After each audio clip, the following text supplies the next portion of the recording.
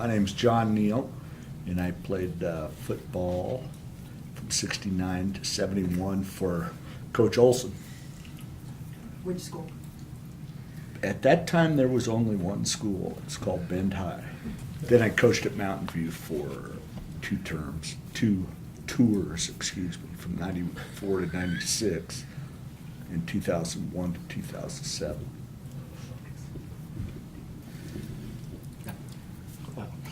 My name's Mike Neal. I played at Bend High from about 64, the fall of 63, through the fall of 66.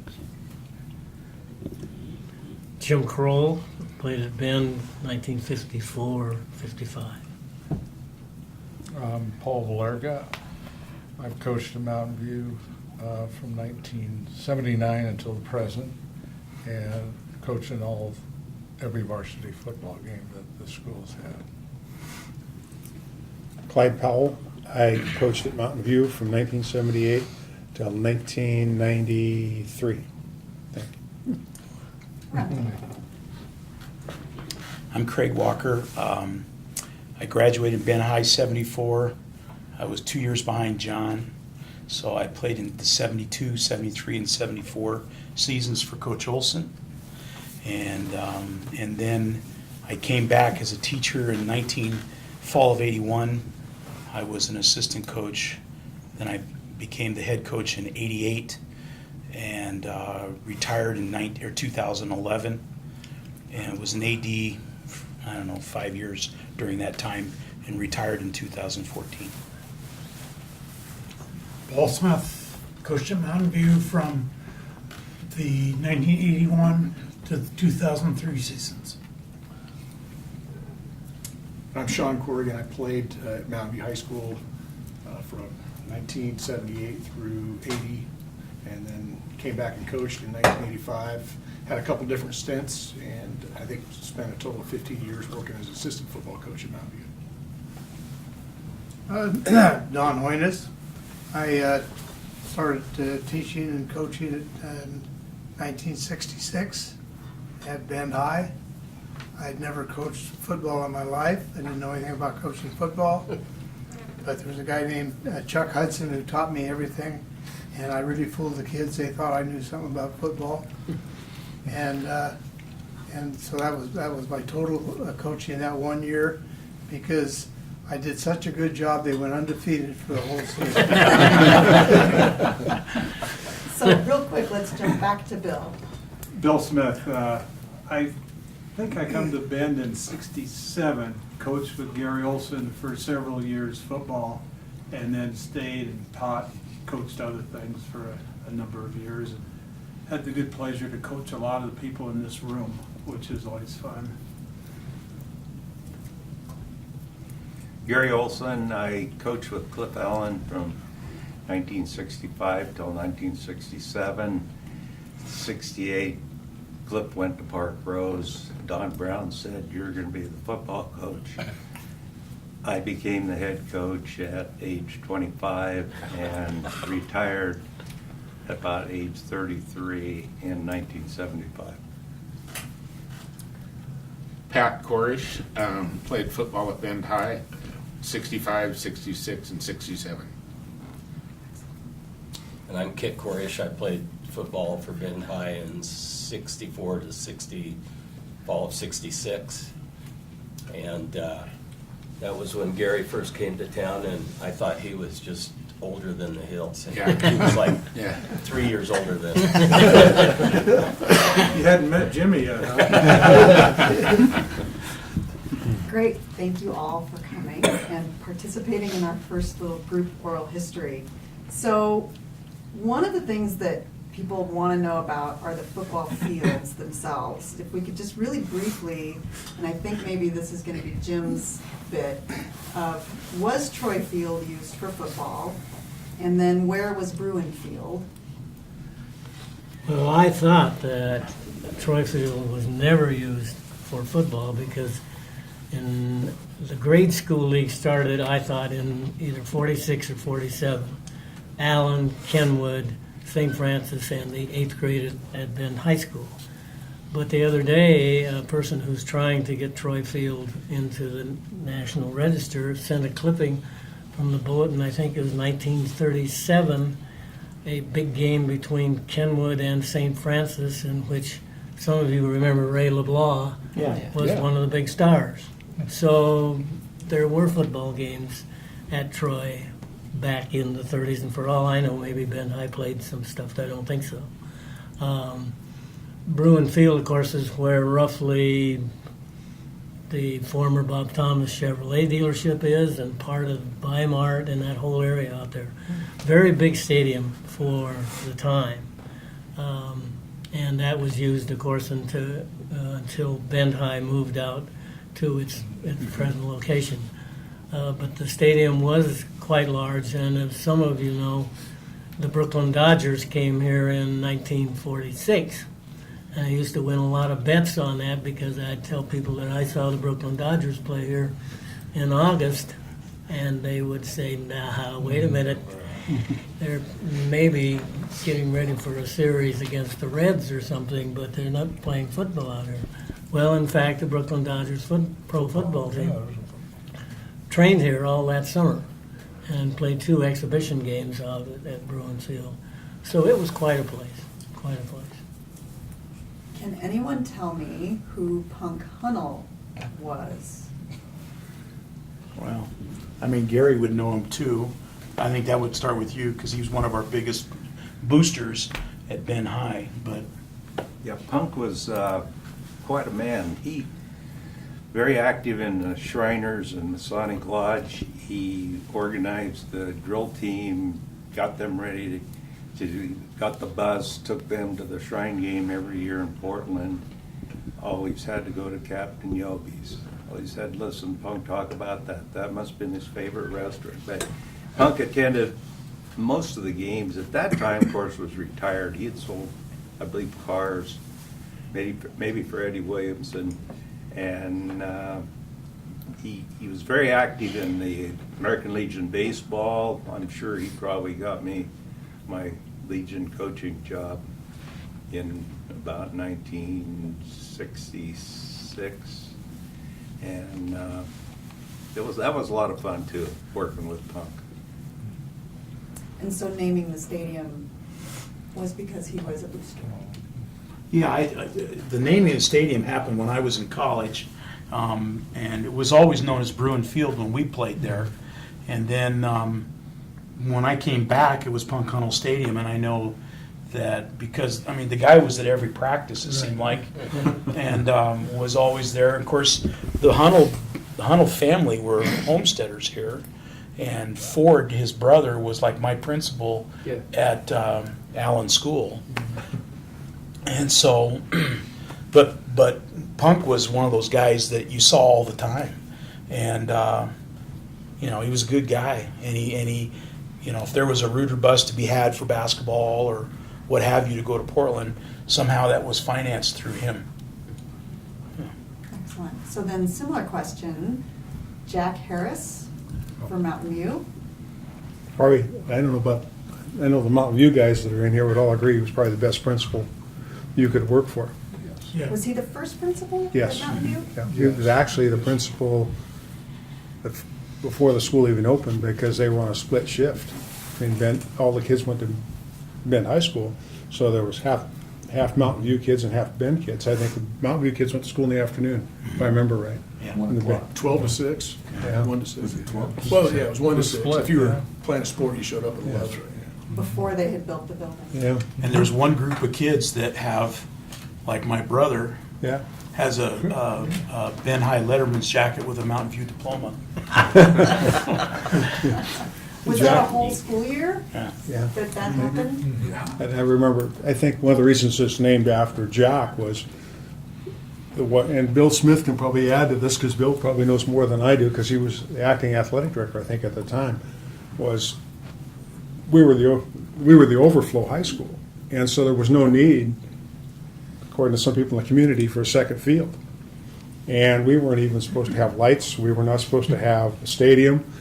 Well, Jack said, well, there's money in the budget for a field house, so we're going to build a field house with different levels on the roof. And so that's how the stadium was built.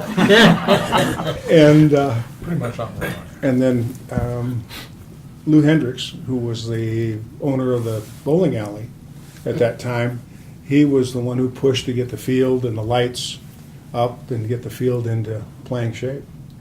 So, but Jack was a catalyst that brought all that together. So speaking of lights, Don had mentioned that lights at Bend High School's field was an addition later on. Can you tell that story? Yeah, when I came, all of our games were on Saturday because we didn't have any lights. And who was the memorial? Dan Oberg? Dan Oberg? Dan, yeah.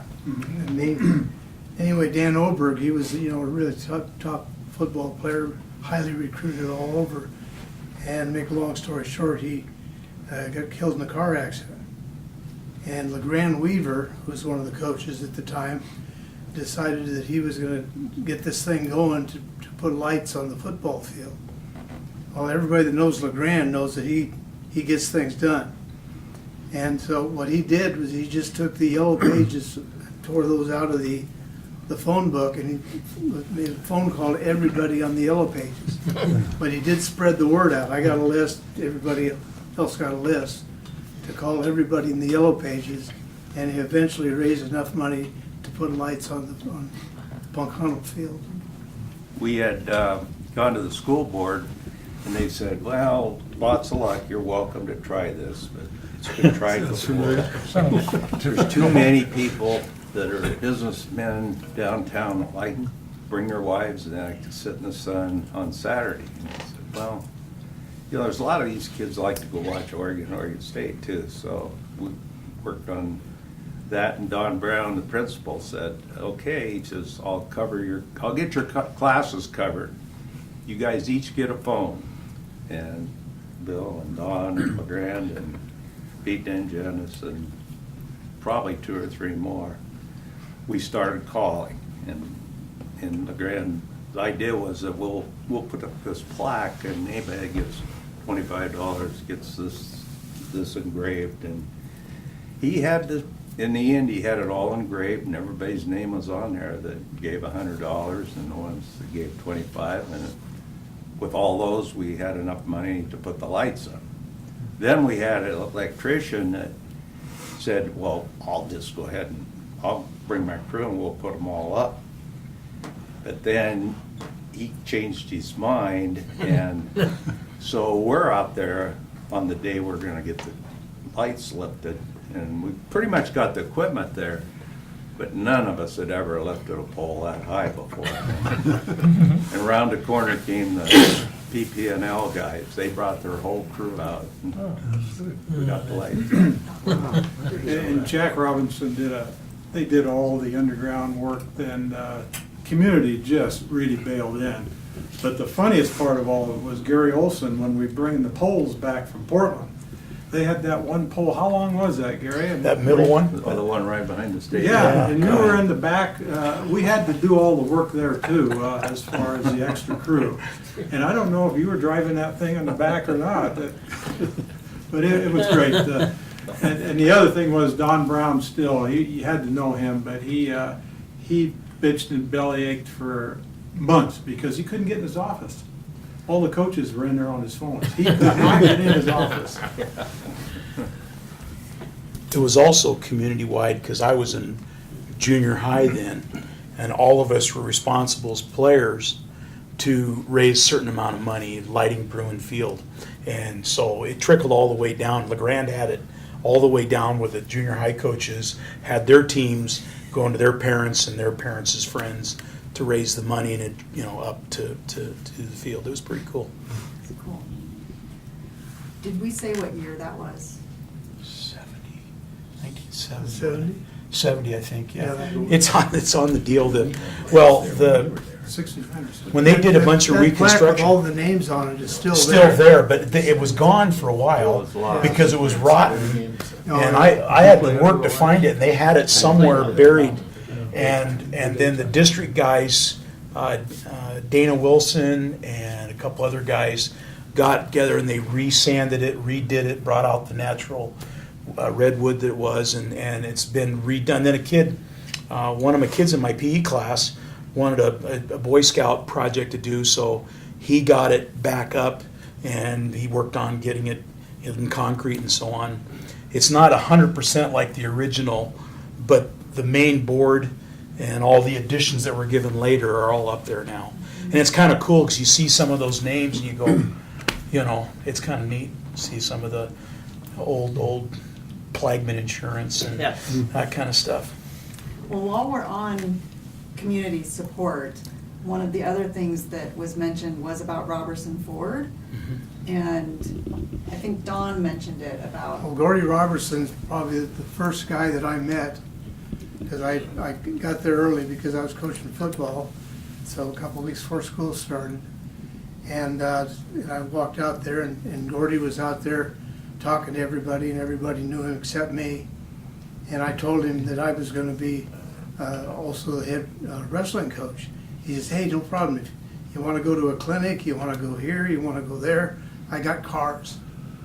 And so Gordy has given every one of us cars, I think, one time or another, to take to various places. any others? Boy, times have changed, haven't they?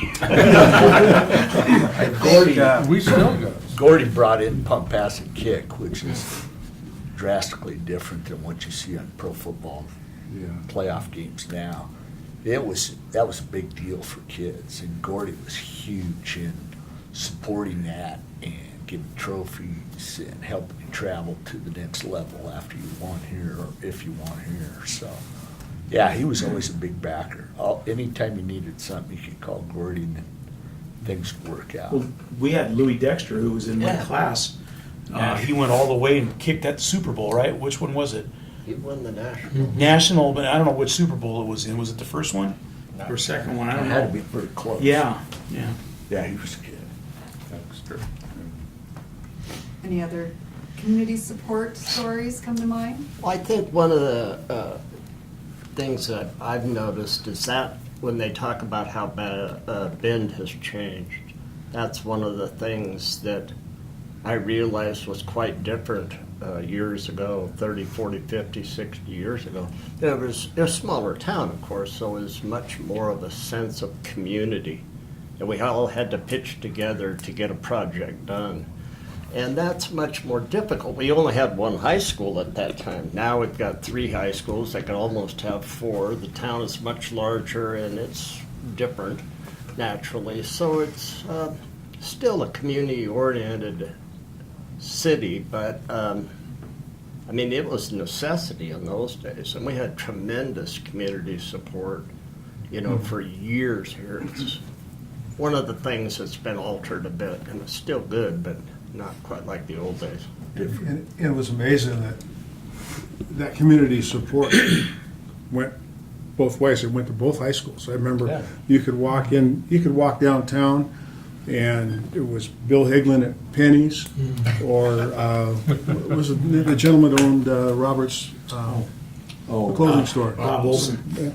Yeah, I mean, it was just, there was that interest in both schools.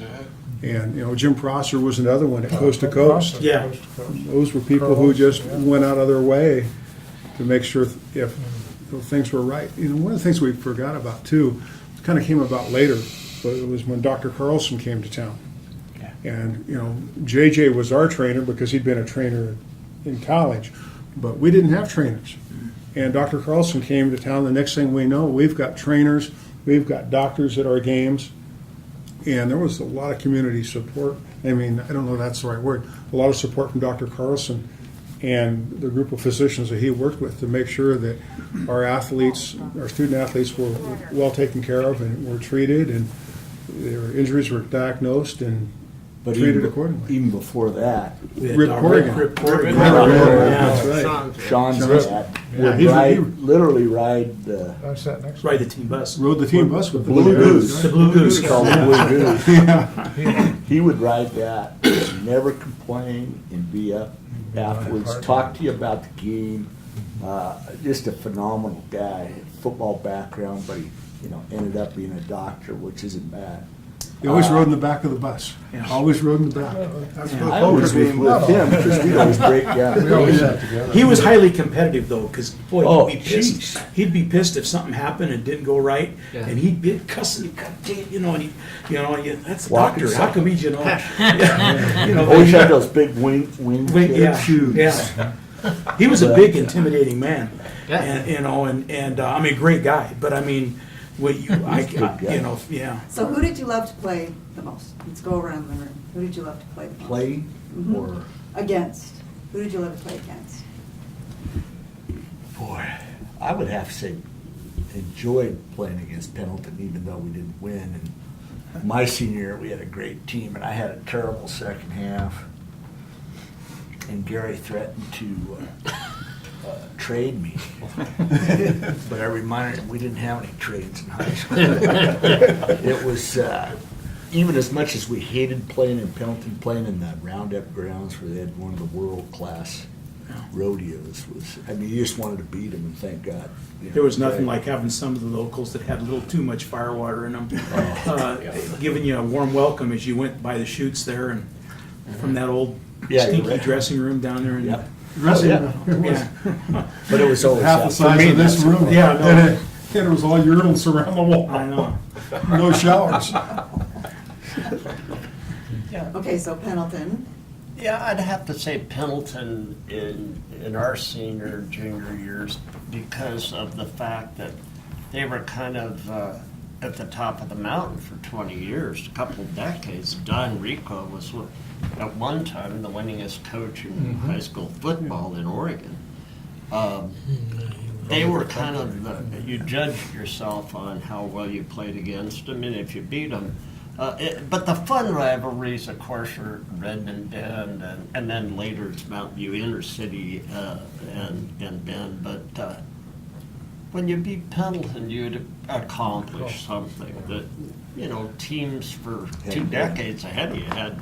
So that was probably one of my favorite. Who'd you love playing against? Corvallis. Because it was just one school, and it was it was a big deal. They were, when I was a senior, they were rated 6th, and they tied South Salem, which tied for the state championship, and they came over here, and we beat them 6-0, and that killed them then for the playoff because they were out of it. South Salem won the league, but Corvallis was just a bunch of fun guys too. And we started playing them like in baseball or basketball, the JVs. You stayed, because we played 2 nights basketball. You'd play them Friday and Saturday. So if you got killed Friday, you'd probably get killed Saturday too. But the varsity would stay in a hotel, but JVs would stay with the other JV kids. So you got to know them through, you didn't do that in football, of course. So Corvallis was a good deal.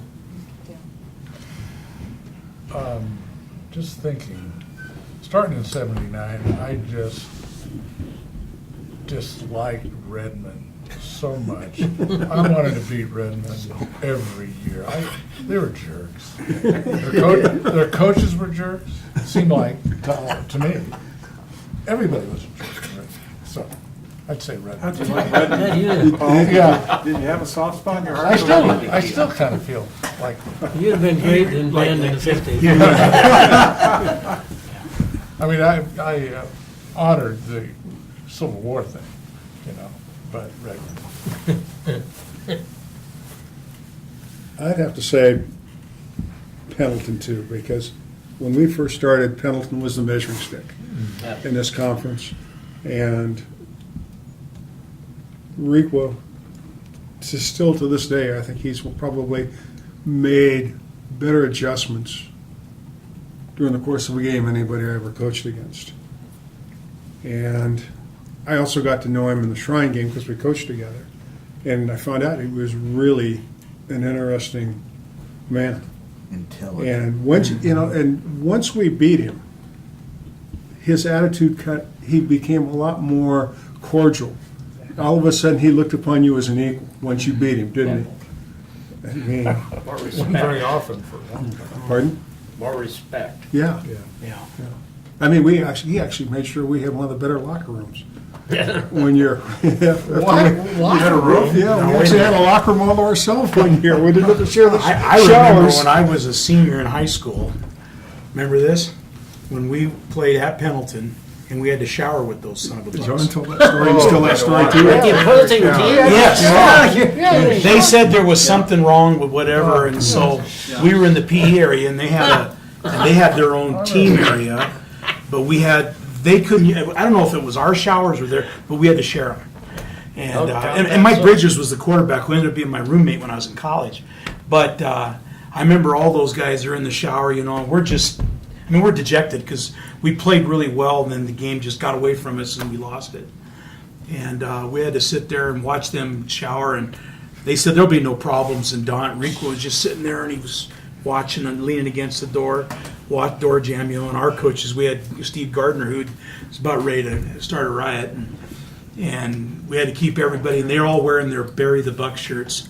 I mean, Buck the Bear, excuse me, their Buck the Bear shirts. They were showering with their shirts on, yeah. They had these green shirts that Buck the Bears, and they were butt-ass naked except for those shirts, and they were soaking up and singing, yeah. And there's nothing like bringing a bus into Pendleton either. Yeah. Because you'll be sitting there, and here comes your bus, and everybody knows because there's very few buses come through, and especially if it's the Blue Goose coming through there, and there'll be lady pushing a stroller, and they'll just, they start leaning obscenities and giving you the finger, and they were very passionate. Yeah.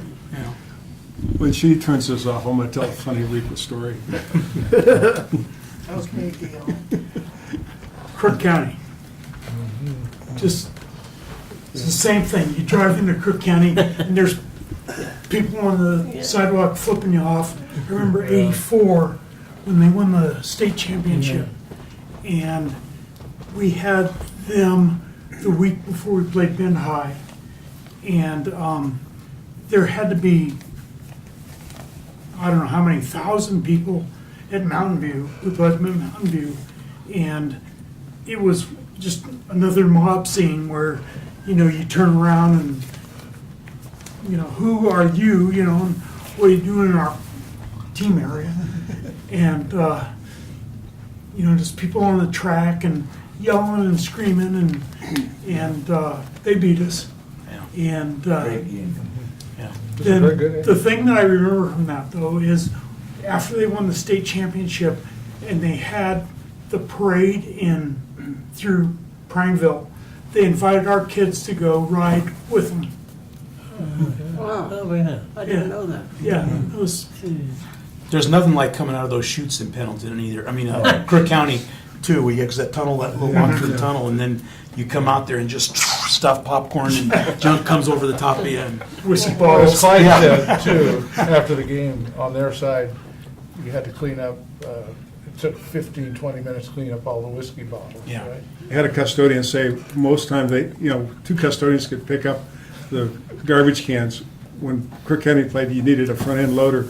Because there were so many whiskey bottles in the garbage cans. I can remember leaving Prineville after beating them in junior high or maybe early high school, where they would follow the bus up the hill, up Prineville. And it was kind of like a Mad Max type deal. You didn't know. Run you out of town. If we make the top of this hill, we're in Nirvana. And if not, it was like touch and go all the way. We laughed nervously. You never knew. Did you say who you loved playing against? Well, I'm with these guys. The Pendleton rivalry, probably as a football player, was to beat Pendleton meant you were probably going to win the league, and that was ingrained in us as players, and it just carried on as a coach. But like I agree with Paul, the ultimate respect of playing in the Civil War game it's almost an honor to be a part of that, because it's held in such reverence by everybody in the community. I mean, kids come out in the schools, I'm sure both schools, because it wasn't ours, there's kids who wouldn't know if the ball is stuffed or pumped, but they were ready for that game. and it was important to them to have a shirt or wear something or paint their face or what have you. And so that probably, I looked, it was bittersweet because you looked forward to that game because there was always so much on the line. At the same time, it was sleepless nights. You literally were physically ill before the game. And then once the pads go, it's like, whew, now here we go. And you couldn't wait to get to that point. The most difficult time was warm-ups. Yeah. You know, because both, you got crowds on both sides. I know our students weren't any better than theirs, but there was people taunting you. You'd be sitting there, and pretty soon you'd hear something, you look, and there's kids going, like that at you, and you go, man, this is unbelievable. And yeah, you talking to me, but that is, to me, it's. Yeah. And it was usually cold. Yeah, it was cold. Snow on the ground. And whatever picture, we always collect memorabilia, and whatever picture you seem to have, if I were to tell you one of my favorite shots would be probably in a Bend Mountain View game, because it was always captured in such actual graceful but unbelievable moments. So yeah. Yeah, the one thing about, you played Bend or you played Pendleton, you knew it was football. You were going to get hit, you were going to hit, and you went back to huddle. There were other schools in the league where the kids hated playing. They loved beating them, but they hated playing them because the stuff that went on inside the sidelines. Yeah, it was. Yeah. So you've almost killed our battery. Yeah. We've got 2 minutes left. So who wants in the back? Does anybody really want to say who they loved playing against? I'd like to say one thing. I'm probably the only one here that has never lost to Pendleton. Wow. 'Cause I only coached one. Did you coach? Want to know, retired. Undefeated. And these guys beat Pendleton, and I was their coach. I think it's worthy noting again that I would have to say this man right here. Cliff Allen, I know, started it, but I think he probably lit the torch. Yeah. But Gary made what football is in Bend, Oregon now. And the passion that is there, it all started with Gary.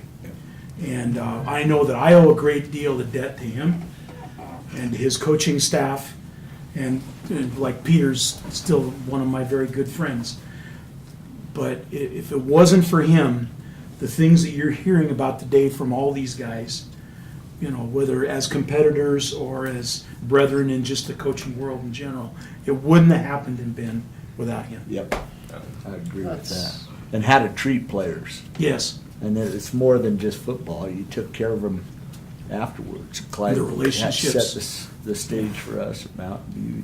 You obviously carried on a bit. So I can't tell you how many times there would be things that I would say, well, what would Gary and those guys do? And it had nothing to do with X's and O's, but it had everything to do with program. And for that, I'm forever indebted, because I know that I had a good career and I feel happy about it. But he taught me, and his coaching staff taught me more than most people. it's true. Good way to end. That was brilliant. Thank you very much. Thank you. Good. God, I learned that. You gotta turn that off so I can tell a story. Because in my day, Bend was a way station for coaches who went on, Yeah, coached that's right. Lewis and Clark, Grant, Portland, all these places. And just look around here in this room. All these guys who have maintained this tie with this town who are still here. Whereas in my day, they were gone. They were great coaches, but they were gone to something else. And these guys are all hung here. One Who more was co- your coach? I want to mention one other guy who coached Blair. with all of us, not here now, but I think made a tremendous impact on all of us, on kids, was Jack Lutz. Yes. Great. Was just, Great guy. he was. Great guy, Awesome man. and Jack, this guy should tell you, Jack almost broke my jaw one night in a meeting. Remember, he's going to show me how to do a forearm shiver Oh, yeah. in the staff meeting. Yeah. It's about jack me off the floor. But Jack was old school. I mean, there was right foot step width, there was the right way to deliver a shiver, the right way to play basketball. And He was a man. He came up through the grade school program there. Yeah. Teacher, Middle school. coach in the grade school, all the way through. Hell of a baseball player. He was our middle school. yeah. And he was a man of few words, but when he spoke, we listened. And you always wanted to make sure you did what he said, because he never came down on you really as much as you felt bad that you would let him down if you didn't perform at what he expected you to. He was a wonderful teacher and a great coach, just a great person. And he stayed here. And he's here for Guy- years. and kids This was grew his up first teaching and coaching job was here, wasn't it? No, pretty close, he came from someplace else, but he hadn't been there but too not long. Yeah, Not he'd long. been there a couple of years or so, and then that group. That's how small the town was when Jack got here. Jack used to talk about hunting on 12th Street. yeah, he was a neighbor of ours. He lived behind us. Yeah. That is small. Yeah. Well, thank you, gentlemen. Thank you. Thank you. Appreciate it. Great.